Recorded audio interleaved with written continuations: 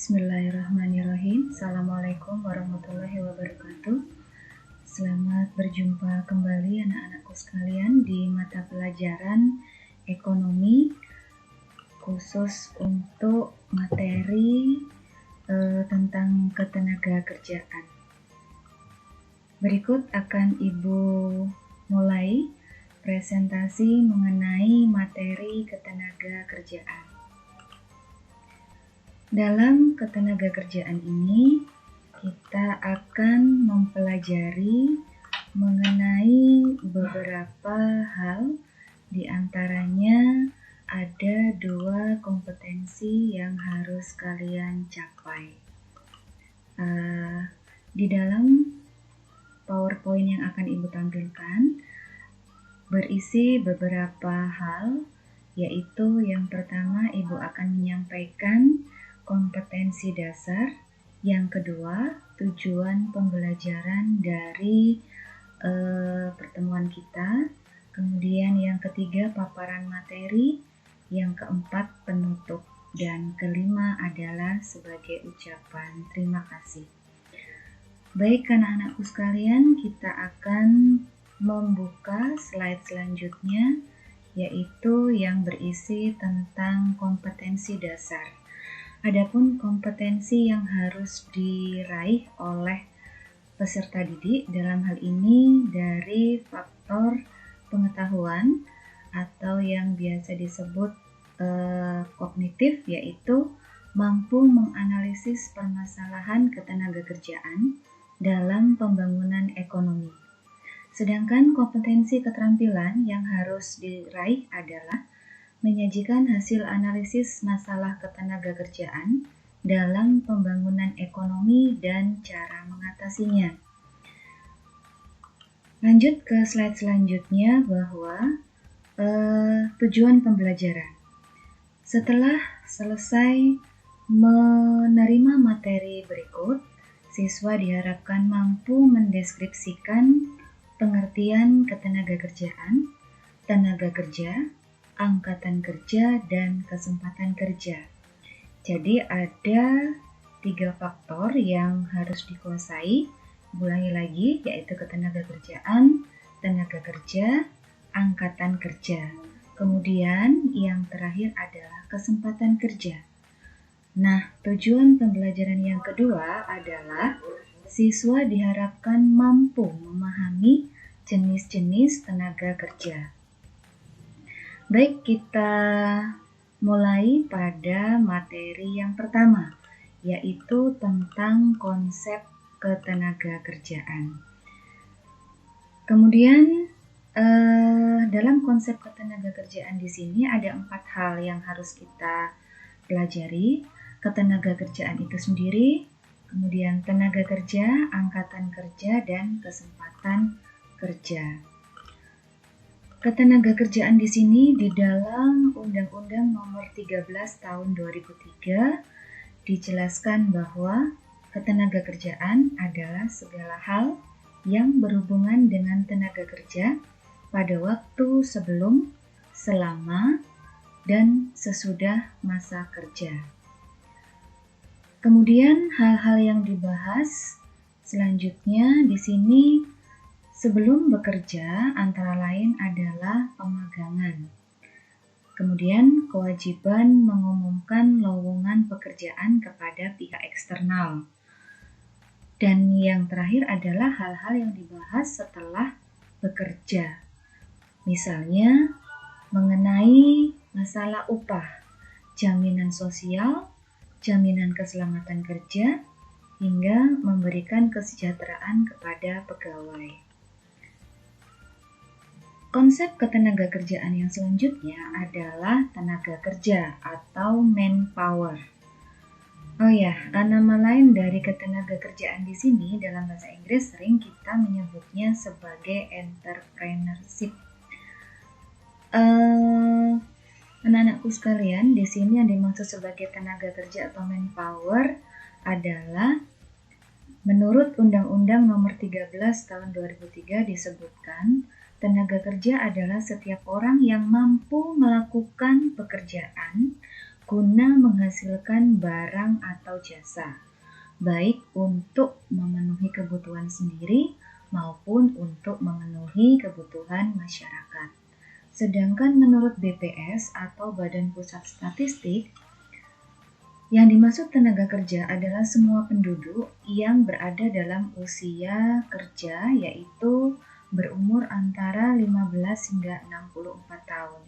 Mengapa batasan usia tersebut harus 15 hingga 64 tahun?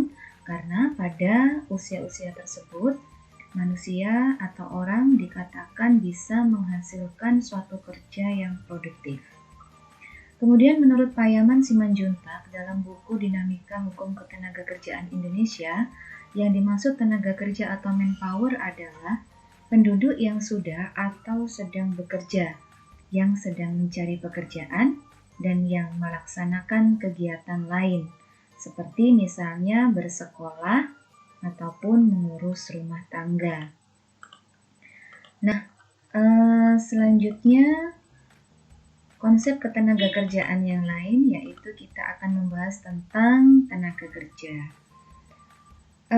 Tenaga kerja atau manpower di sini masih berkisar tenaga kerja. Ini terbagi menjadi dua, yaitu angkatan kerja atau yang disebut sebagai labor force dan bukan angkatan kerja. Apakah itu labor force dan bukan angkatan kerja? Mari kita simak penjelasannya. Definisi daripada angkatan kerja di sini adalah penduduk yang berada dalam usia kerja, baik penduduk yang berusia produktif atau usia kerja antara 15 hingga 64 tahun, kemudian yang mempunyai pekerjaan namun sementara dia tidak bekerja. Dalam hal ini, angkatan kerja itu termasuk juga di dalamnya adalah pengangguran atau kita sebut sebagai unemployment. Nah, contoh dari angkatan kerja itu antara lain adalah pekerja, di mana di dalamnya adalah orang yang mempunyai dan sedang bekerja. Contoh yang lain yaitu pengangguran. Pengangguran di sini di dalamnya kategorinya adalah orang yang tidak dan sedang mencari kerja.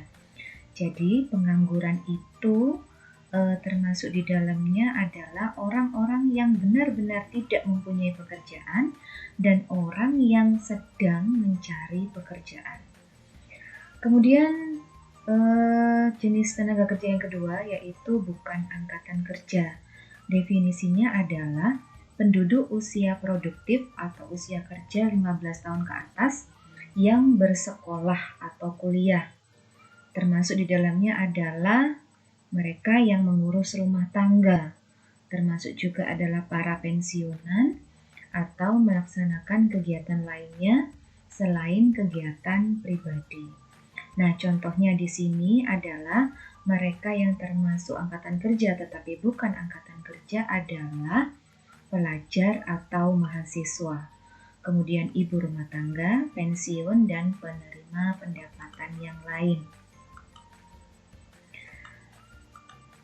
Kita lanjut konsep ketenagakerjaan yang lain adalah di sini kalian perhatikan ada TPAK. Nah, apa TPAK itu? Mari kita lihat penjelasannya. Poin pertama di sini menjelaskan bahwa jumlah angkatan kerja yang berperan aktif dalam kegiatan perekonomian. Nah, berapa jumlah angkatan kerja yang berperan aktif dalam kegiatan perekonomian ini? Kita bisa menghitungnya dengan rumus TPAK ini. Nah, poin selanjutnya adalah tingkat partisipasi angkatan kerja merupakan persentase perbandingan jumlah angkatan kerja dengan jumlah penduduk usia kerja. Nah, ini yang dimaksud jumlah angkatan kerja dibagi jumlah penduduk usia kerja. Nah, usia tadi atau usia kerja kan usianya antara 15 hingga 64 tahun. Adapun menghitung TPAK, manfaatnya adalah untuk mengetahui keterlibatan penduduk yang aktif dalam kegiatan menciptakan barang atau jasa suatu negara. Nah, rumus TPAK ini, anak-anakku, angkatan kerja dibagi penduduk berusia di atas 15 tahun kali 100%. Ini adalah berdasarkan versi dari BPS atau Badan Pusat Statistik. Oke, kita lanjut mengenai kesempatan kerja. Ini konsep ketenagakerjaan yang terakhir. Apakah kesempatan kerja itu? Di sini dikatakan bahwa suatu keadaan yang menggambarkan ketersediaan lapangan kerja untuk para pencari kerja. Secara umum, ini juga bisa diartikan sebagai jumlah tenaga kerja yang dapat berkontribusi aktif dalam perekonomian. Sering kita menyebutnya bahwa kesempatan kerja itu adalah nama lainnya lowongan kerja. Nah, kesempatan kerja itu sendiri dikelompokkan menjadi dua jenis, yaitu kesempatan kerja permanen dan kesempatan kerja temporer. Bedanya apa? Kalau kesempatan kerja permanen adalah kesempatan kerja yang memungkinkan orang bekerja hingga pensiun atau tak mampu lagi bekerja. Jadi hingga ia memasuki usia senja. Misalnya di sini adalah orang-orang yang bekerja di instansi pemerintah atau swasta yang memiliki jaminan sosial. Contohnya adalah orang yang bekerja atau berprofesi sebagai TNI, Polri, ataupun PNS. Kemudian kesempatan kerja temporer atau sementara adalah kesempatan kerja berjangka waktu. Sistem kerja ini seringkali digunakan oleh instansi swasta yang menggunakan kontrak atau perjanjian kerja. Kadang kita menyebutnya adalah dengan sistem outsourcing. Baik, untuk kesempatan kerja ini ada rumus yang nanti harus kalian pahami, yaitu di sini ada TKK. Kalau tadi mengenai angkatan kerja ada TPAK, kalau kesempatan kerja atau demand for labor ini kita kenal dengan rumusnya TKK. TKK ini kepanjangannya dari tingkat kesempatan kerja. Adalah persentase peluang penduduk usia kerja yang termasuk angkatan kerja untuk bekerja. Tingkat kesempatan kerja menggambarkan kesempatan seseorang untuk terserap pasar tenaga kerja. Adapun rumusnya adalah orang yang bekerja dibagi jumlah angkatan kerja dikali 100%. Nah, materi yang kedua di sini akan kita bahas yaitu mengenai jenis-jenis tenaga kerja. Mengenai jenis tenaga kerja ini bisa digolongkan menjadi 3 kategori, yaitu berdasarkan kemampuan, berdasarkan sifat, dan berdasarkan hubungan dengan produk. Apa saja ketiga jenis itu? Mari kita lihat satu persatu. Nah, yang pertama, tenaga kerja berdasarkan kualitas atau kemampuan. Ini ada 3 jenis. Kita kenal dengan tenaga kerja terdidik, kemudian tenaga kerja terlatih, tenaga kerja tidak terdidik, dan tidak terlatih. Tenaga kerja terdidik di sini kalian bisa lihat contohnya adalah ada dokter. Kemudian profesi yang selanjutnya ada pengacara, ada seorang sarjana, seorang insinyur, di mana dia mempunyai background atau latar belakang pendidikan di tingkat formal ataupun non-formal. Biasanya orang-orang yang mempunyai profesi sebagai tenaga kerja terdidik ini, mereka mempunyai gaji yang lebih tinggi dibandingkan tenaga kerja terlatih dan tenaga kerja tidak terdidik dan tidak terlatih. Nah, jenis tenaga kerja yang kedua berdasarkan kualitas atau kemampuan adalah tenaga kerja terlatih. Tenaga kerja terlatih adalah tenaga kerja yang memiliki keahlian dalam bidang tertentu yang diperoleh melalui pengalaman kerja. Keahlian terlatih ini tidak memerlukan pendidikan, karena yang dibutuhkan adalah latihan dan melakukannya berulang-ulang sampai bisa dan menguasai pekerjaan tersebut. Siapa saja mereka? Contohnya adalah supir, kemudian pelayan toko, tukang masak atau koki, montir, pelukis, dan lain sebagainya. Tenaga kerja berdasarkan kualitas yang ketiga adalah tidak terdidik dan tidak terlatih, yaitu mereka yang tidak mempunyai background pendidikan ataupun keahlian. Mereka ini adalah disebut sebagai tenaga kerja kasar yang hanya mengandalkan tenaga fisik saja. Contohnya tenaga kerja jenis ini yaitu kuli bangunan, buruh angkut, buruh pabrik, asisten rumah tangga, tukang becak, dan masih banyak profesi yang lain. Kita lihat tenaga kerja yang kedua berdasarkan sifatnya. Pengelompokan tenaga kerja berdasarkan sifatnya di sini ada dua, yaitu tenaga kerja rohani dan jasmani. Tenaga kerja rohani di sini merupakan tenaga kerja yang memanfaatkan kemampuan otak, seperti orang-orang yang duduk atau yang berprofesi sebagai manajer perusahaan atau direktur atau termasuk pejabat-pejabat pemerintah, di mana mereka memiliki pendidikan yang tinggi, kemudian juga skill yang tinggi dalam mengatur dan mengelola pemerintahan ataupun perusahaan. Kemudian tenaga kerja jasmani yang kedua. Tenaga kerja jasmani ini adalah tenaga kerja yang dituntut untuk menggunakan tenaganya dalam melakukan suatu pekerjaan. Jadi menggunakan tenaga kerja fisiknya.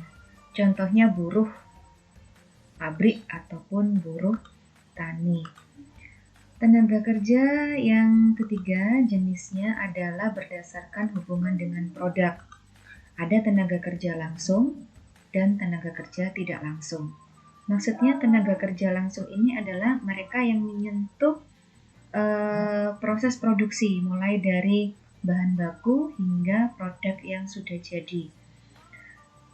Jadi seperti contohnya adalah tukang jahit yang bekerja di perusahaan tekstil.